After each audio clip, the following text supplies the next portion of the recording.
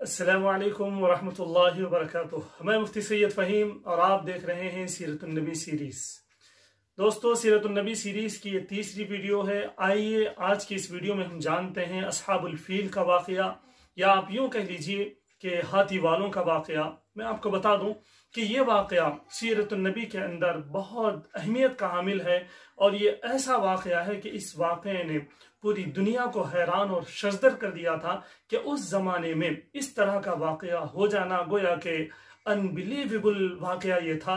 उस लोगों के अंदर एक अजीब सी कैफियत पैदा हो गई थी कि और लोगों को ये समझ में आ गया था कि काबतुल्लाह की एक बहुत बड़ी शान है। लोगों को समझ में आ गया था कि कुरैश जो ख़ानदान है उस ख़ानदान की बहुत अहमियत है, इसके अंदर कोई ऐसी चीज़ होने वाली है जो आज तक नहीं हुई। तो आइए जानते हैं कि आखिर वाक़या हुआ क्या। मैं आपको बता दूं कि शाह हबशा में एक जगह है सनआ का एक गवर्नर था, उसका नाम था अबरहा, यानी कि वहां का वो हाकिम था, अबरहा उसका नाम था। वो ये चाहता था कि काबतुल्लाह की जिस तरह लोग इज्जत करते हैं, एहतराम करते हैं, तवाफ करते हैं और वहां का हज किया करते हैं, वो चाहता था। वो इस्लाम का दुश्मन था, उस जमाने का जो ईमान था और काबतुल्लाह के जो रखवाले थे उनका वो दुश्मन था, कुरैश का और अरब का गोया के वो दुश्मन था। वो चाहता था कि उसके अपने सनआ में एक कोई ऐसा कलीसा हो, एक ऐसी इमारत हो, शानदार इमारत हो, और लोग उसका तवाफ किया करें, उसके लिए हज को आया करें, वहां मेले लगे। ये वो चाहता था। लेकिन इसलिए उसने अपने सनआ में एक बेहतरीन कलीसा उसने बनाया, बेहतरीन इमारत उसने बनाई, और वो ये चाहता था कि लोग बजाय काबतुल्लाह के वो इस कलीसा को आए, सनआ को आए, बजाय मक्का मुकर्रमा के वो लोग सनआ को आए और आकर वहां उस कलीसा का तवाफ करें और वहां से मुरादें मांगे। लेकिन मैं आपको बताता चलूं कि अरबों के अंदर बल्कि पूरी दुनिया में काबतुल्लाह बहुत ज्यादा एहतराम का हामिल था, और लोग हज के लिए वहां जाया करते थे और लोग तवाफ के लिए वहां जाया करते थे, और लोगों के अंदर, खुद अरब के अंदर और बाहर के लोगों के अंदर भी काबतुल्लाह की बड़ी ताजीम थी। तो कनाआ के एक आदमी को जब ये मालूम हुआ कि अबरहा की नीयत खराब हुई है और वो ये चाहता है कि कलीसा की इबादत की जाए, कलीसा का तवाफ किया जाए, कलीसा का एहतराम किया जाए, काबतुल्लाह को लाइट ले लिया जाए, इसकी हुर्मत को और इसकी बरकत को और इसकी जो ताजीम थी उसको खत्म कर दिया जाए। कनाआ के उस आदमी ने कलीसा के अंदर, उस अबरहा के कलीसा के अंदर जाकर गिलाजत कर दी। बाज रिवायतों में आता है कि पूरी उसने जो कलीसा बनाई थी उसकी जो मुकद्दस मुकाम था, जैसे मेहराब और मिंबर हुआ करता है, उस तरह का जो जगह थी, उस जगह पर उस आदमी ने गिलाजत लीप दी। मैं आपको बता दूं कि ये सन 570 और 71 के आसपास का ये वाकया है। इस वक्त ऐसा हुआ था।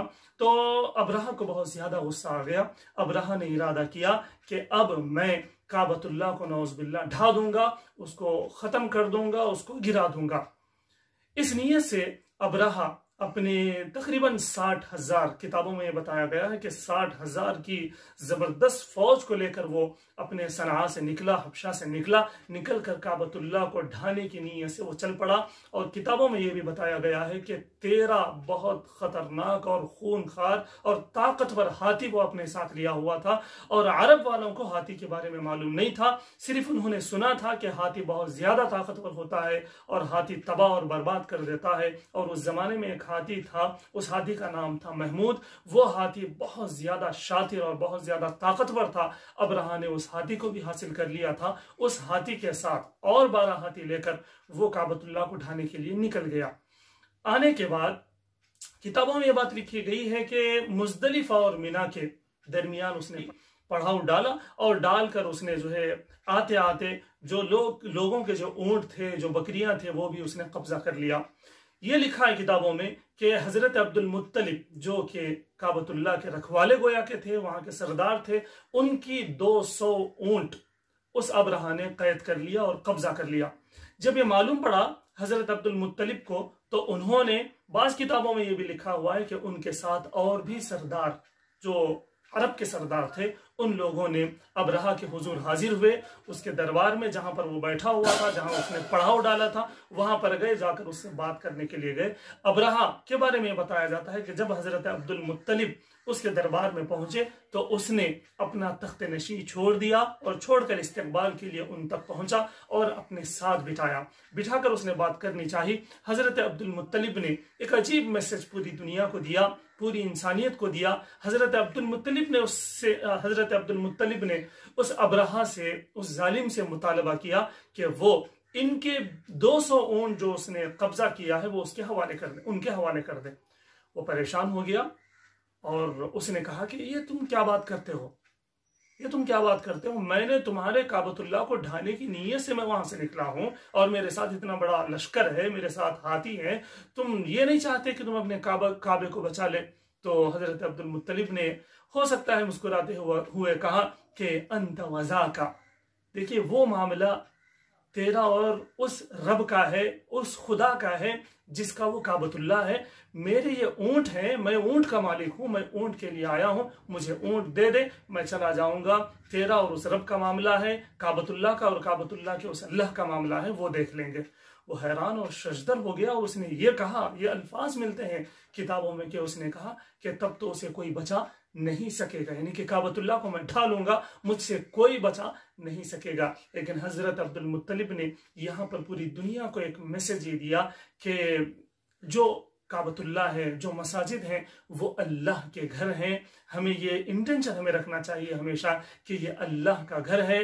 ये मिसअंडरस्टैंडिंग ये चल रही है कि लोग कहते हैं कि मसाजिद को मुसलमानों के इबादत गाह है, बल्कि मैं ये कहना चाहूँगा कि बलवीर सिंह जो कि बाबरी मस्जिद के शहीद करने में पेश वो थे, उन्होंने इस्लाम कबूल किया है, आमिर उनका नाम कहा जाता है और उन्होंने इंटरव्यूज भी उन्होंने दी हैं। वो कहते हैं कि लोगों ने हमसे ये नहीं कहा कभी कि ये अल्लाह का घर है, उन्होंने यही कहा कि मुसलमानों की मस्जिद है। तो दोस्तों यहाँ पर मैं रुक कर आपको ये बात बता रहा हूँ, मैं माफी चाहता हूँ, लेकिन एक बात जहन में आ गई तो मैं बताना चाहता हूँ कि हम लोगों को ये बताएं कि ये अल्लाह का घर है। बहरहाल वहां से हजरत अब्दुल मुत्तलिब अपने ऊंटों को लेकर चले और जाकर मुनादा लगा दी, सबको आवाज दे दी कि अबरहा का बहुत खतरनाक लश्कर है, हमें चाहिए कि हम अपनी हिफाजत कर लें। इसलिए सब लोगों के अंदर ये ऐलान हो गया, काबतुल्लाह के अंदर ये ऐलान हो गया कि सब लोग अपने अपने घर वालों को लेकर पहाड़ियों में छुप जाएं, अल्लाह और देख लेंगे, अल्लाह का मामला अल्लाह के हवाले करते हैं, काबतुल्लाह का मामला। सब लोग वहां से चले। इससे पहले कि वहां से चलते सारे के सारे सरदार, किताबों में ये बात भी मिलती है, सीरत इब्ने हिशाम में भी ये बात लिखी गई है कि सब लोगों ने, यानी कि सब सरदारों ने काबतुल्लाह की दहलीज को, काबतुल्लाह के दरवाजे को पकड़कर दुआएं की, अल्लाह से दुआएं की कि अल्लाह तो इसकी शान की हिफाजत करना, इस काबतुल्लाह की तो हिफाजत करना, दुआएं मांग कर। बास किताबों में ये भी लिखा हुआ है कि ज़ारो ख़त्तार उन लोगों ने रो रो कर दुआएं मांगी कि अल्लाह काबतुल्लाह की हिफाजत तू कर ले, हमसे ये नहीं हो सकता। फिर वो वहां से चले और पहाड़ियों में जाकर छुप गए। जब अबरहा वहां से निकलना शुरू किया काबतुल्लाह को ढाने के लिए, जैसा कि मैंने आपको बताया कि मिना और मुजदलिफा के दरमियान उसने पड़ाव डाला था, वहां से जब वो निकलने की कोशिश किया तो हाथी उसने उठने का नाम नहीं लिया। महमूद जो हाथी था, बहुत ताकतवर हाथी था, वो आने के लिए तैयार नहीं। किताबों में ये लिखा हुआ है कि जब उसका रुख, हाथी का रुख दूसरी तरफ किया जाता, काबतुल्लाह के अलावा किसी भी तरफ किया जाता, तो हाथी उठता और दौड़ना शुरू करता। लेकिन जैसे ही काबतुल्लाह की तरफ उसका रुख किया जाता तो वो टस से मस नहीं होता, वो वहां से हिलता ही नहीं, बल्कि अपनी मजबूती से वहां पर जमा हुआ होता। तो लोग परेशान हो गए। बहरहाल ऐसे तैसे करके उसे उठाने की कोशिश की गई, लेकिन उतने में देखते हैं कि अबाबिल, अल्लाह रब्बुल इज्जत ने, जैसा कि सूरतुल फील के अंदर बताया गया, अलम तरा कैफ फअल रब्बुका बिअस्हाबिल फील अलम यजअल कैदहुम फी तदलील व अरसल अलैहिम तैरन अबाबिल। तो अल्लाह रब्बुल इज्जत ने अबाबिल को भेजा, परिंदों को भेजा। वो परिंदे आते और उन परिंदों के चोंच में एक और दोनों पंजों में एक एक छोटी छोटी कंकरियां, मिट्टी की कंकरियां होती, वो कंकरियां उस लश्कर पर वो परिंदे डालते तो ऐसी भगदड़ मच गई वहां पर कि लोग इधर से उधर से इधर भागने लगे। गोया कि वो छोटी छोटी कंकरियां एटम बम से भी ज्यादा काम कर रही थी। बताया यह गया है कि किताबों में ये लिखा हुआ है कि जिसके सर पर, जिसके ऊपर वो कंकरी गिरती, वो आदमी अंदर से घुलना शुरू हो जाता और वो उसका जो है तहस नहस वो हो जाता, बर्बाद वो हो जाता। और इसी असना में अबरहा के भी एक ऐसी बीमारी अल्लाह रब्बुल इज्जत ने लाहिक कर दी कि उसके पोर झड़ने लग गए। आहिस्ता आहिस्ता वो जो है वो उसका जिस्म जो है खत्म होने लगा। यहाँ तक कि सब लोग वापस जाने की कोशिश करने लगे और बहुत सारे वापस जाने में कामयाब हुए, लेकिन वो पूरा लश्कर तहस नहस हो गया। अल्लाह रब्बुल इज्जत ने सबको तबाह और बर्बाद कर दिया। खुद अबरहा के बारे में ये बताया गया है कि उसके सनआ पहुंचते पहुंचते वो गोया के चूजे के मानिंद हो गया। उसका जिस्म घटते घटते इतना चूर चूर हो गया और वो वहीं पर सनआ जाने के बाद वो मर गया। तो इस वाक़े से पूरे अरब में, बल्कि तकरीबन पूरी दुनिया में एक काबतुल्लाह की जो शान थी, उस शान की एक आजमत जो उसकी थी, उस आजमत में और बढ़ोतरी हो गई।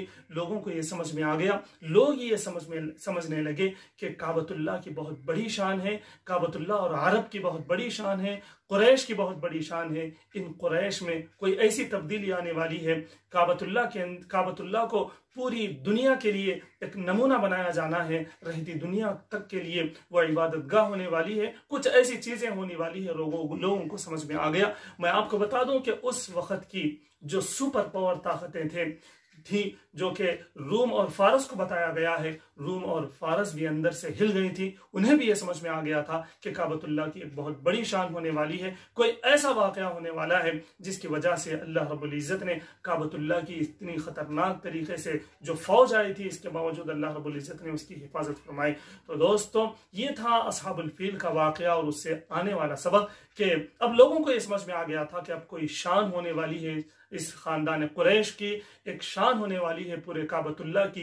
ये लोगों को रियलाइज हो चुका था, ये समझ में आ चुका था। इंशाअल्लाह अब अगली वीडियो में हम आपको बताएंगे अल्लाह के रसूल सल्लल्लाहु अलैहि वसल्लम की पैदाइश वगैरह के बारे में। जब तक के लिए हम आपसे इजाजत लेते हैं। जज़ाकल्लाहु खैरा।